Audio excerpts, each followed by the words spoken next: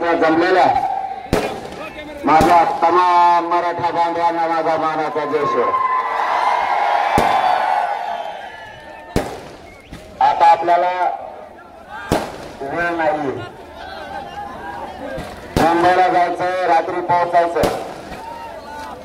निर्णायक टप्प्यावरती सध्या मराठ्यांचं आंदोलन. तुमच्याकडे बंद कर ना, सुरू केलं बंद करू. आपल्याला कुठल्या परिस्थितीत आपण 70-80% लढाई जिंकली, थोडी राहिली. जुन्नर आणि शिवनेरी गडाचा पट्टा आणि पुणे जिल्ह्यातले मराठी 1 एकर घराच्या बाहेर पडले तर महाराष्ट्राचा डोक्यावर गुलाल पडलाच म्हणून समजा. तुमच्यावरती एकच जबाबदारी देऊन पुढे लगेच जातो. जर का रे बाबा गरिबांच्या पोराला मुंबईत बसू दिलं नाही आणि जर त्रास दिला तर शांततेत पुणे जिल्ह्यातल्या खानदानी मराठ्यांना, जातीय मराठ्यांना रस्त्यावरती शांततेत यायचं. सारखे कान आणि डोळे मुंबईकडे ठेवायचे. काम धंदे बंद, पण मराठा समाजाला न्याय दिल्याशिवाय आपण कोणी शांत बसायचं नाही. लोकशाहीचा कायद्याचा मार्ग सोडायचा नाही. आता सरकारनं आपल्याला परवानगी दिली,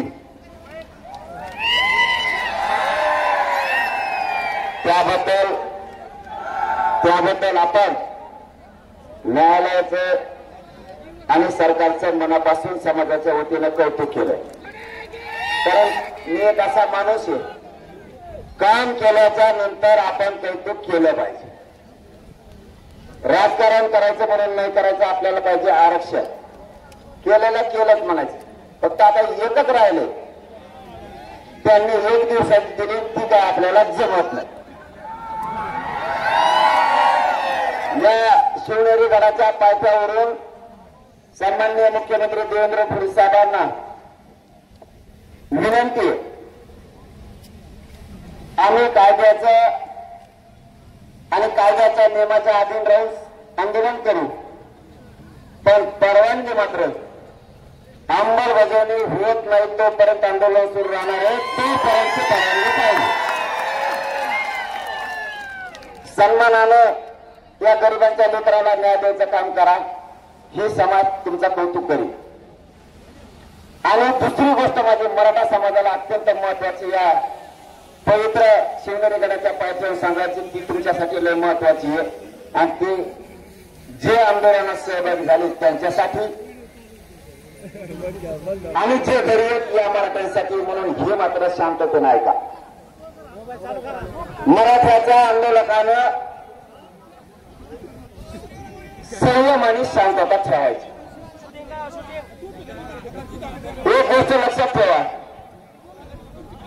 आपल्याला जर 5,000ची परवानगी दिली, सगळ्यांनी तिथे जाऊन काय करायची गरज नाही. तिथे जवळ कोणतं ग्राउंड देतो त्याच्यावर बाकीच्याने बसायचं, कच्चून खायचं आणि झोपायचं.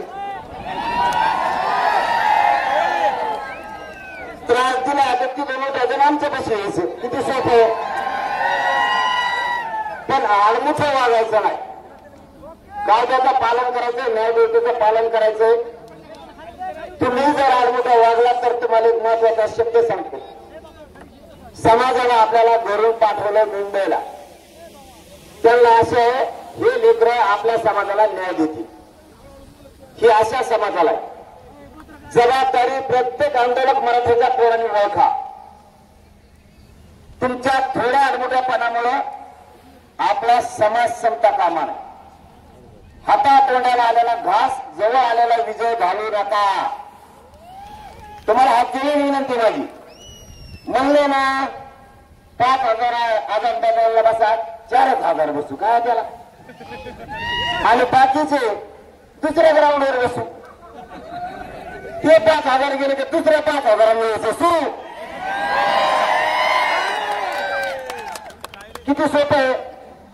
पण सगळे तर म्हणले नाही नाही मला आझाद मैदान काय करतो आझाद मैदान भावना समजून घ्या आणि संयम समजून घ्या. या संयमामुळे 70 वर्षात न मिळणार आरक्षण 3 करोड मराठ्यांना आरक्षण दिलं आपण आतापर्यंत. तुमच्याकडून मला काही अपेक्षा नाही. तुम्ही फक्त शांत आणि संयम ठेवा.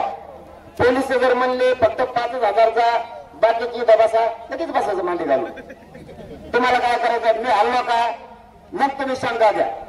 तुम्हीच गेले आणि तिकडे समुद्रातून तुम्ही गावाकडे बी गेले, मग नाही तर आपल्या कोणी ना कोणी मांडी घालून बसलाय ना, इतकं चातुर्य बुद्धी ठेवायची. आता आडमोठा धंदा बंद.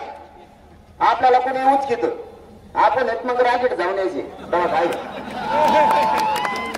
मग काय दादा, आता ही ग्रामीण भाषेची भाषा ही लगेच म्हणजे घोडे लावली. आता काय करायला आता भाषा आहे खेड्यापाड्याच्या, तिला काय करावं. आता मी काय येशीत जन्मलो नाही, मग आता गेस्ट हाऊसचा जन्म नाही, म्हणून मला शुद्ध येणं चांगल्या भाषेत. मी खेड्यापाड्यातलं कष्ट करणारे शेतकरी अस्सल मराठ्यांचे अवलाद पैदा शेबाज. मी आपल्या इमानदारीनं करतो, इमानदारीनं बोलतो आणि त्यांचं दुःख पोट ते म्हणजे ते मॅनेज करून व्हायना नाही पाहिजे. मला पदन पैसे तो काय म्हणणं येतो. म्हणून मराठ्याचे लोक समजून घ्या. हे संदेश आंदोलनात सहभागी झालेल्या प्रत्येक मराठ्याच्या पोरासाठी आहे आणि घरी असणाऱ्या मराठ्यांसाठी. त्यांनी डाव केलाच ना 5,000च बसू. बाकीचे ते म्हणले की बसा तिथं जवळच राहू दे, पण तुम्ही मुंबईतच हे लक्षात ठेवा. बारी जाऊ, एक दिवस उशिरा जाऊ, काय फरक पडला. आपलं तुम्हाला सगळ्याला माहिती आहे, मीडियासमोर बोलायचा विषय नाही. आज 7-8 टप्पे आपण केलेले हे आंदोलनाचे ह्यावेळेस, कारण जिंकायचंय म्हणून. तर दिला मागचा गबाळ महाराष्ट्रातला मुंबईचा आलाच म्हणून समजायचं. उठून लावलं, त्रास दिला की राहिलेल्या मावण्या सुद्धा आल्या म्हणून समजायचं.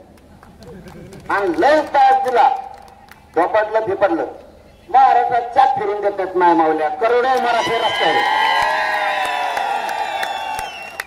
पण शांतते, त्यामुळे टेन्शन घ्यायची गरज नाही आणि कायदा सोडायचा नाही.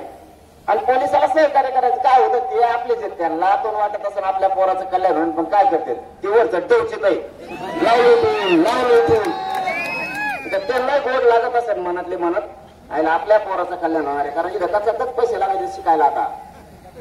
आणि ते झाला पोलीस, तो झाला तहसीलदार, तर त्याचं पोरगण पोरगी होईल कशावर. त्यासाठी आरक्षण लागतं हे त्याला बी मनातल्या मनात पटतंय.